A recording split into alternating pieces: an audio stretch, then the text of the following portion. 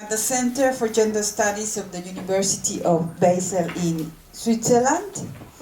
And she has been a very prolific author as well as a writer and consultant in international development issues. And she is member of the Scientific Advisory Board of ATTAC in Germany. And of course, she's one of the most prominent members of White Plus, of which Gadip is a member. White Plus is this Women in Development Europe, the new network that was organized after the old white organization finished in Brussels. And we are a very large women's network in Europe, and Christa has been there for many years. Is one of the most prominent experts on different areas: globalization, gender, international policy regarding women's situations. I would say international political economy, women's movements, and ecofeminism. So it's a pleasure and an honor to introduce you to Christa Wichterich.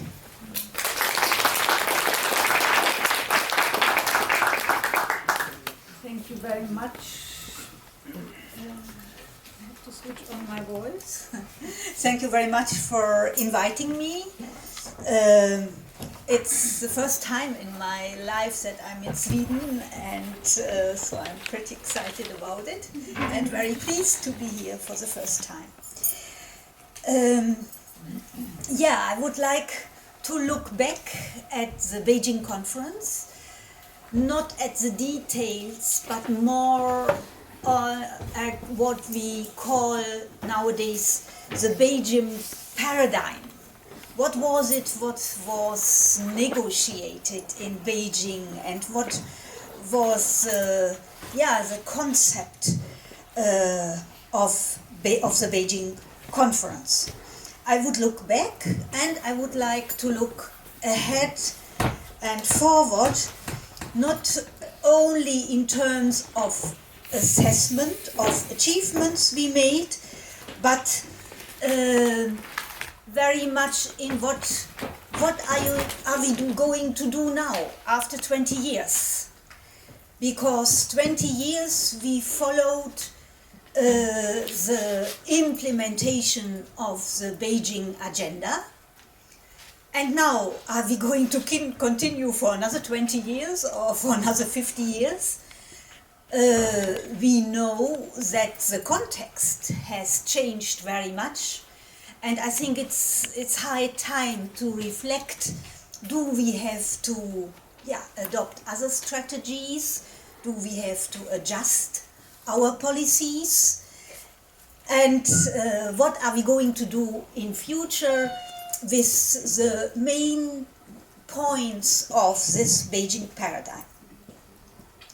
I would like to start with my very personal framework for this UN Women's Conferences. The first I attended was 1985 in Nairobi. And from each of these conferences, I pick out one quote to grasp the spirit, in particular in women's or feminist movements, which was relevant at that time. And for 1985, I picked out that is very subjective. It's nothing neutral or objective. It's just what impressed me personally at that time most until today. The 1985 quote is, "We don't want a bigger piece of the poisoned pie." And this quote comes from Devaki Jain, a feminist from India, one of the founders of the network of women from the global south called Dawn. And this phrase was formulated to counter the very liberal Western concept of equality only, and saying we don't want a bigger piece of the poisoned pie goes very much to the system. Because if the pie is poisoned, so what do we do? Do we want another pie, and how do we get another pie? So at that time I found this very coming from the Global South, this quote coming from the Global South, I found it a great inspiration. Then 1995 at the Beijing conference, one of the leading persons was Bella Abzug from the States and her organization WIDO. And Bella Abzug always talked about equality, in particular participation in politics and decision making. This corresponds to what we heard in the first keynote. But she said as well, we don't want to be mainstreamed into a polluted stream. So we want to change something about the stream. Then 10 years later, that was at the conference Beijing+10 in New York, a colleague from Uganda, I know very well that she was from Uganda, but I don't remember her name. She said, a lot has happened and we achieved a lot, and nowadays we can participate much more than 10 or 20 years back, but we are no more agents of change. And then the last quote comes from this year's Beijing+20 CSW meeting, Commission on the Status of Women meeting in New York in March, where Ravida Baksh, a feminist from the Caribbean, was saying, we lost sight of the big picture because everything has become very much specialized and fragmented, and we have to reconnect.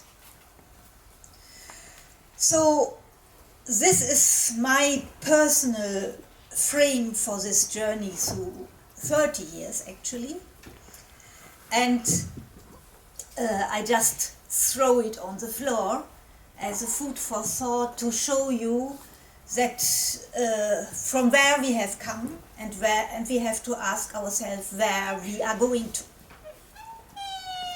Now, the Beijing conference in 1995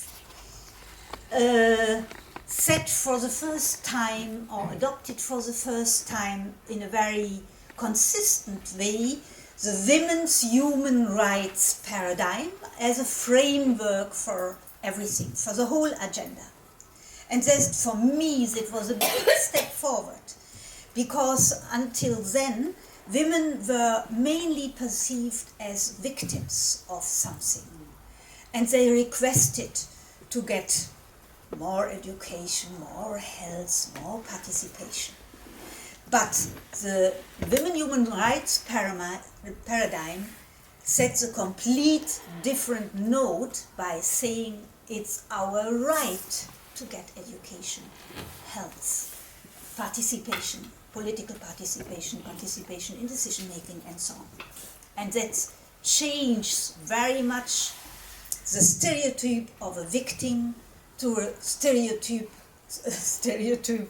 or the topos of a rights subject or a subject of agency. And this was a framework for the Beijing agenda. On the top of the agenda was poverty.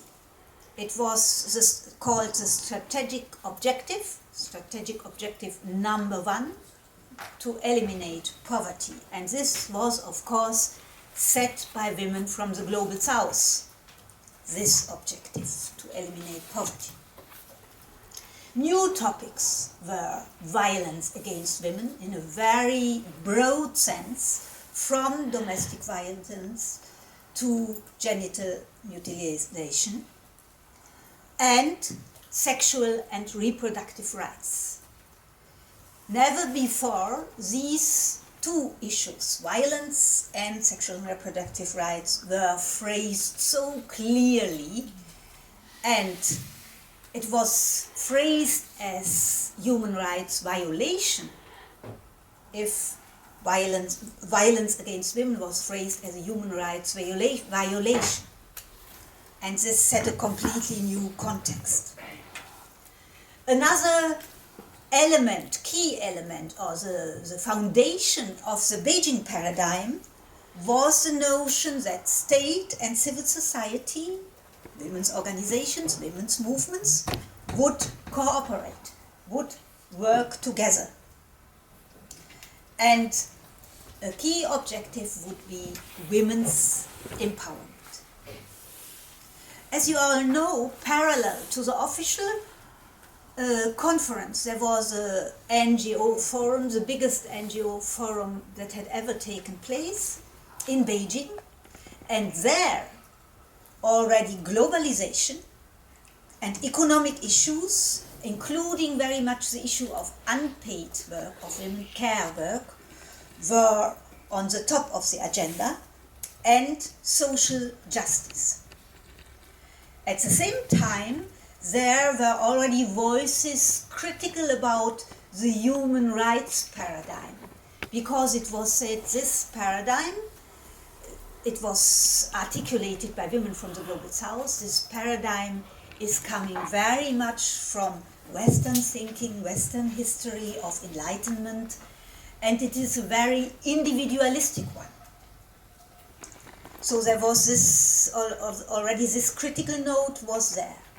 But what we realized through these debates is there is not only one feminism, but there are many feminisms, and there's a diversity of feminisms.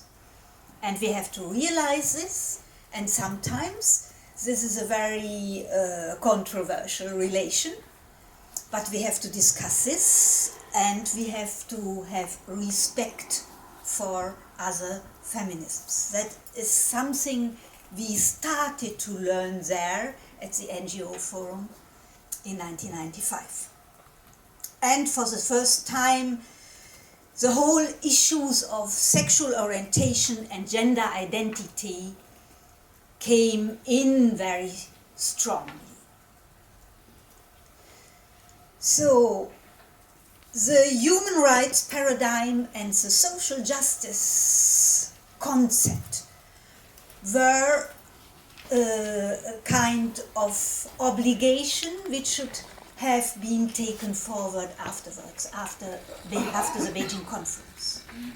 But what happened, and it was of course taken to some extent forward, but what happened was that it was somehow squeezed and became under threat by, on the one hand, neoliberal globalization, on the other hand, by new conservatism and fundamentalisms, different fundamentalisms, and increasingly by violence, war, and militarization.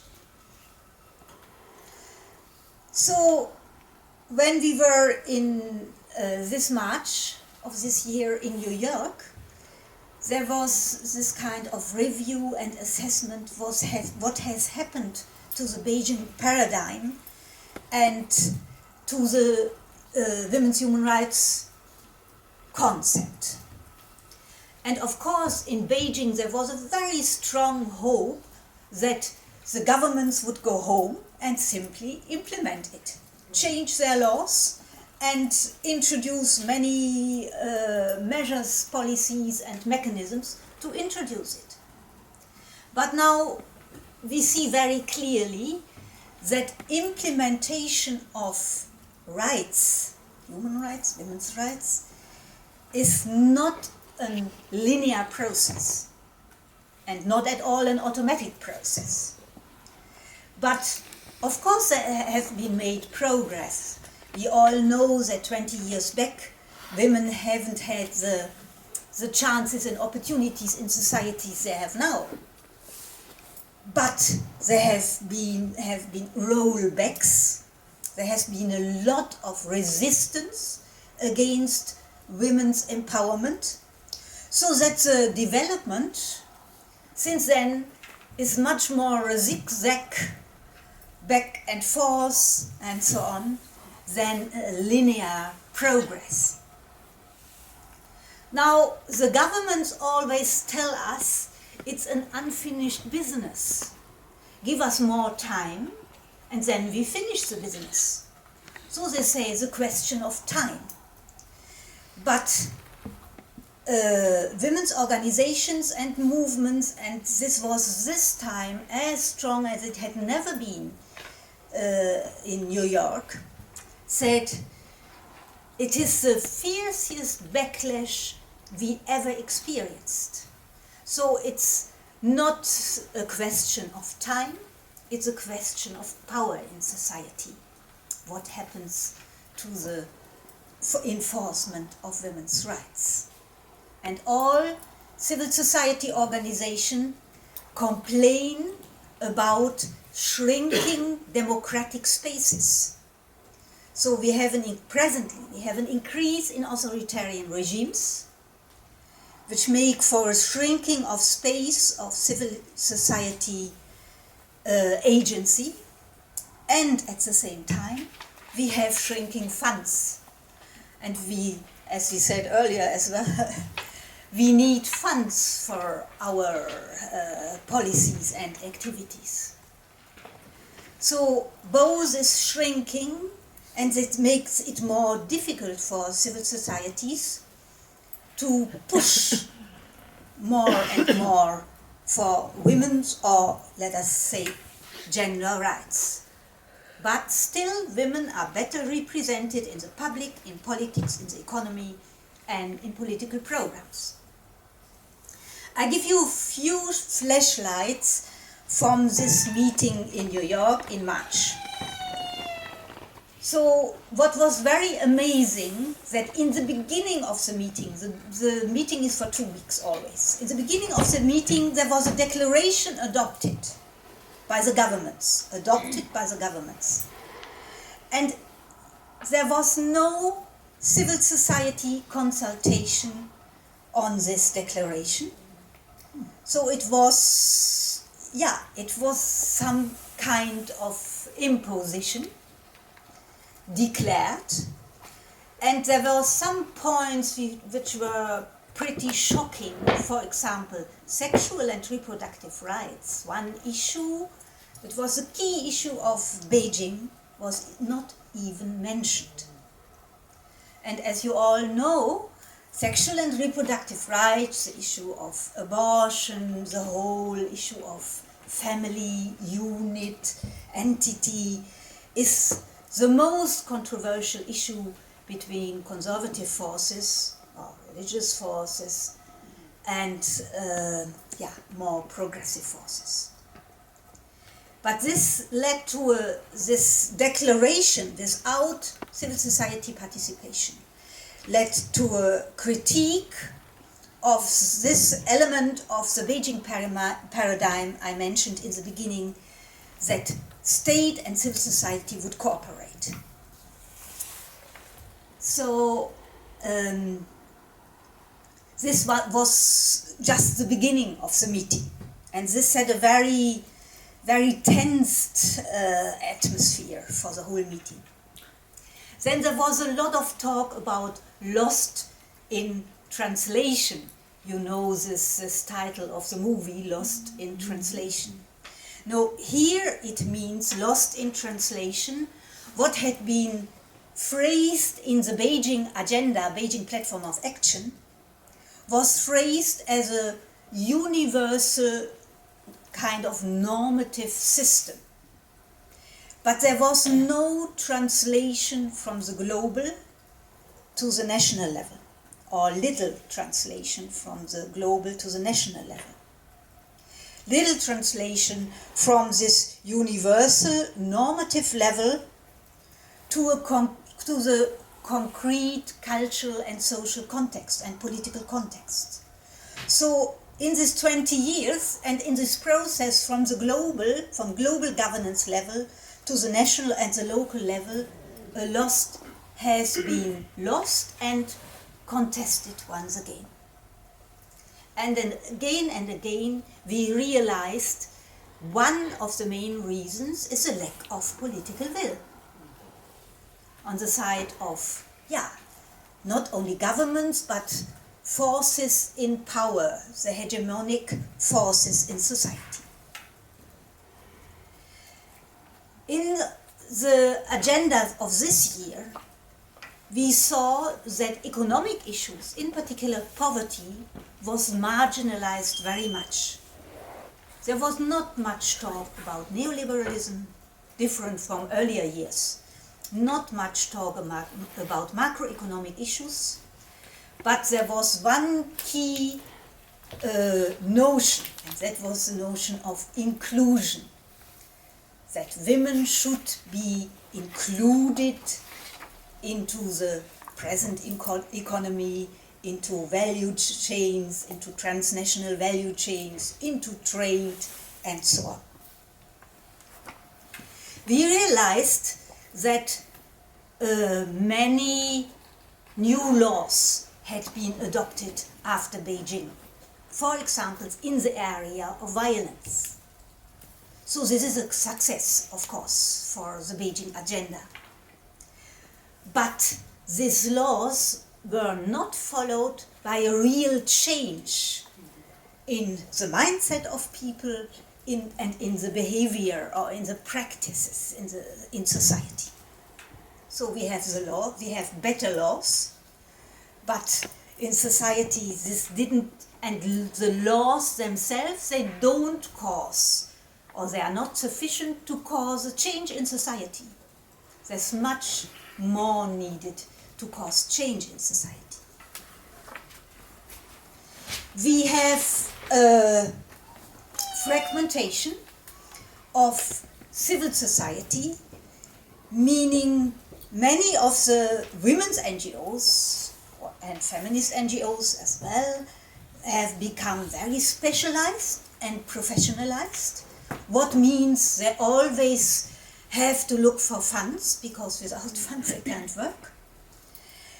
And this changes, of course, the whole feminist commitment when it is linked. When the feminist commitment becomes your job, of course this makes for some change. And within this fragmentation, we have coming up conservative feminists. They call themselves feminists, but they are pretty conservative. For example, young anti-abortion activists. I saw very many young women from Latin America and really shouting against abortion. That's their key point, the key point of their feminism. On the other hand, we have, and this goes in parallel, we have different LGBTI movements becoming stronger and stronger. What does that mean? Sorry. LGBTI, yeah. Lesbian, gay, bisexual, transgender, intersex. And we saw what happened to the women's paradigm, to the women's rights concept, to the women's rights paradigm. It got instrumentalized. I remind you of the case of Afghanistan, when Laura Bush was saying the military intervention into Afghanistan is legitimized because they will save women's rights and women's lives and free women from the burqa and so on. So the women's rights paradigm got instrumentalized from the neoliberal, from the market, from economy, from neoliberalism very much, on the other hand, by, for example, political or geopolitical reasons. On the other hand, I feel very strongly that the women's rights paradigm has still critical and emancipatory potential. For example, now I'm coming from Germany and there is only one topic presently, and these are the refugees, the number of refugees coming in. And one line of argumentation is along the human rights paradigm. And the other is along efficiency and so on and so forth. So, but if you take the human rights paradigm, you can use it as a really critical, value-based instrument towards other argumentations and towards instrumentalization. And what we saw at this meeting in New York in March is a general refocusing back from the high UN and global governance level to local, national and regional. So something is broken down. The local, the national has become much, much more important than this global level. And this we should see in the context of changed power relation in the last 20 years. Now we have much more of a multipolarity of power, emerging economies like the BRICS states, and at the same time we have a loss of credibility of the UN. In the area of conflict, war and peace, that's very clear, but in many other areas as well. For example, when the economic crisis came up, first the UN said, we want to act, we want to do something against the financial market, and they were completely unable to do something against the financial market. So there's a loss of credibility with regard to UN as a supranational institution of policy. The second point is the rise of fundamentalisms, neoconservatism, militarism and authoritarian regime I already mentioned. And what we have more and more that this kind of regimes don't care at all for human rights.